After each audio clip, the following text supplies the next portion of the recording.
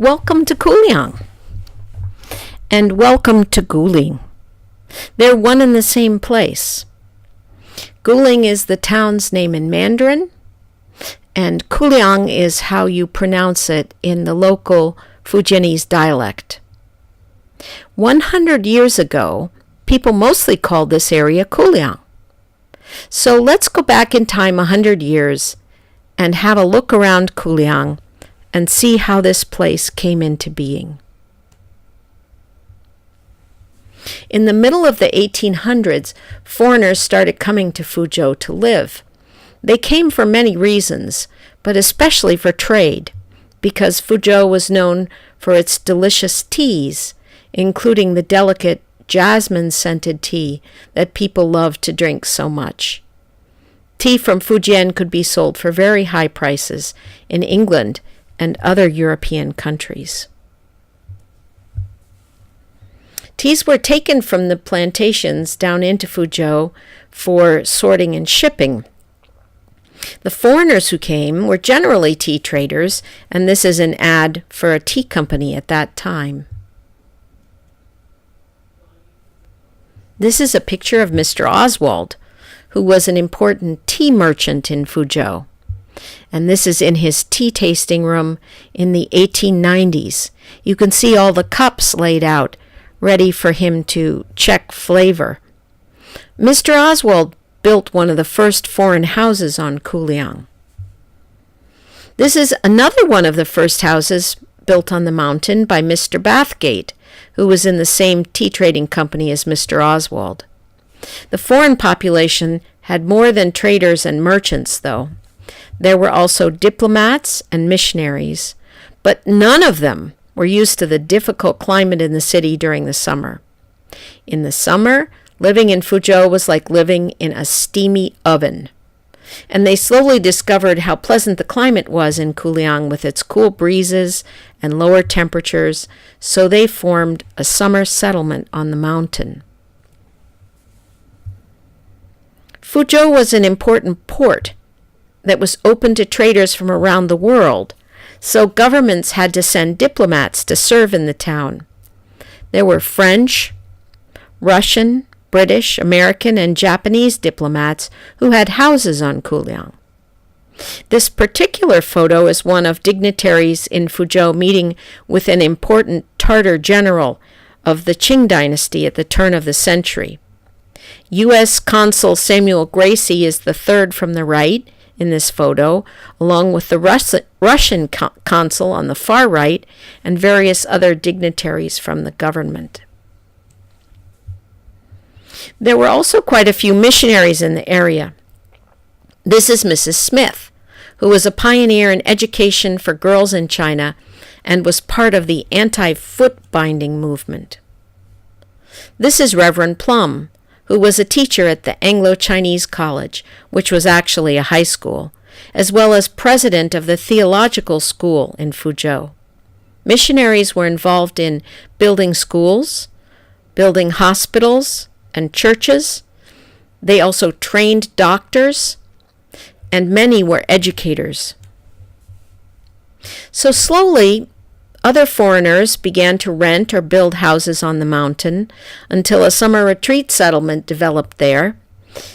It went from about a few houses in the 1880s to 40 houses in 1895, and gradually grew into a nice-sized settlement in the mid-1930s of 365 houses with some 3,000 people from all over the world. They had a summer post office, shops, a small private hospital, a residents' association and a club, swimming pools, and a tennis association. Now, what do I have to do with Kuliang? This is my father-in-law, Donald McInnes. He came to Fuzhou first in 1939 to spend a year as an English teacher at the Anglo-Chinese College when he was 19. He came back a few years later as part of the group called the Flying Tigers, which helped protect China during World War II. 2 years after that, because Don loved Fuzhou, he returned there with his family to teach at Fujian Christian University on Drum Mountain. And on the ridge of Drum Mountain in Kuliang, he bought a house where they would be able to spend the summer. You can see he's there second from the right in the front row, and that's his wife Helen and my husband's older brother Bruce. My husband was born in Fuzhou and spent some time on Kuliang as a baby. You can see his shoes there. We still have those shoes.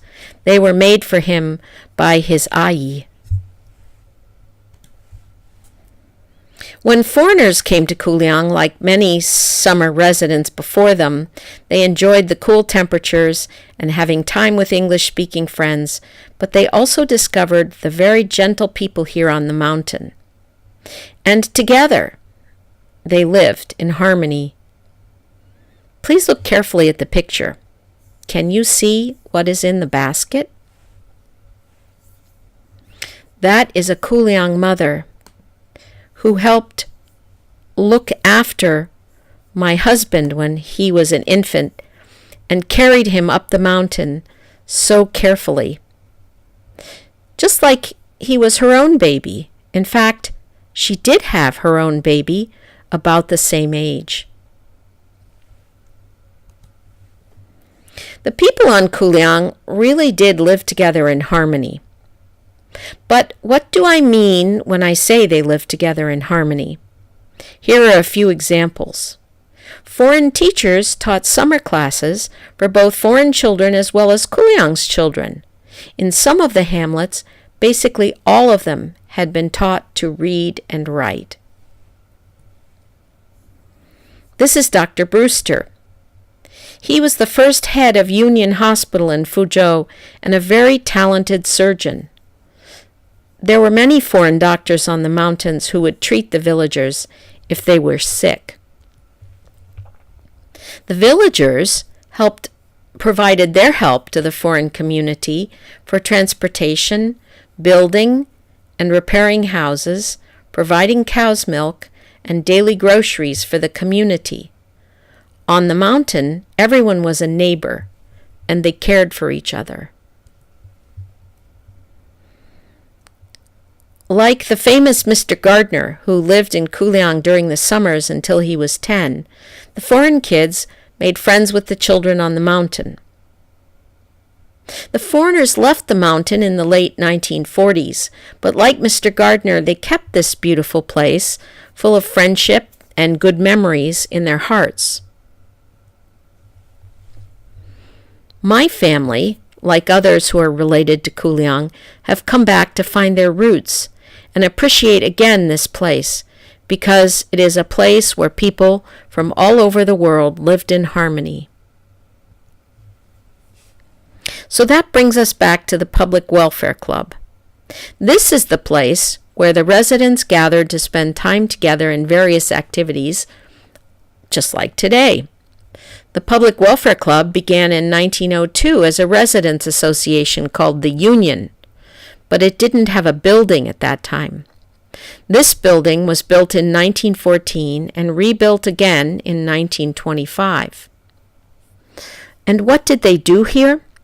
Remember, they had no television, no movies, no cell phones, no internet. So they had to make their own entertainment, and they had to get the word out to let people know what was happening. So in order to let everyone know what was happening, they put out a newspaper so people would know what was happening when. Maybe you can see here on this page that there is a report about the annual 4th of July picnic. We actually have a photo of that picnic, and this is what it looked like. This is the 4th of July picnic for the residents, for the American residents, from 1914. As you can see from these clippings from the Kuliang newspaper, there were many different activities held at the club. They had musical performances and literary evenings, and they had talks about things like philosophy. and benefits for certain places like this, Dr. Bernardo's Home and Work for Destitute Children. They had talks about things like philosophy, and there was even a science club for people interested in the latest discoveries in science. They had afternoon teas for the ladies and birthday parties. This is Consul Samuel Gracie's 50th birthday party on Kuliang. They also organized athletic competitions, which were extremely popular, especially the tennis competitions. We call it now the Kuliang Open. When the club wasn't being used for activities for the foreign community, the Chinese community used it, having meetings and celebrating their own occasions and holidays. It was a busy place where everyone could get together and have a good time. Kuliang is remembered now as a place where people from China and all over the world lived in harmony 100 years ago. It is also a place where many visit still and celebrate building strong international bonds between people of all nations in the spirit of Kuliang: love, friendship, and peace. So we hope you can visit soon, and please remember, you will always be welcome in Kuliang.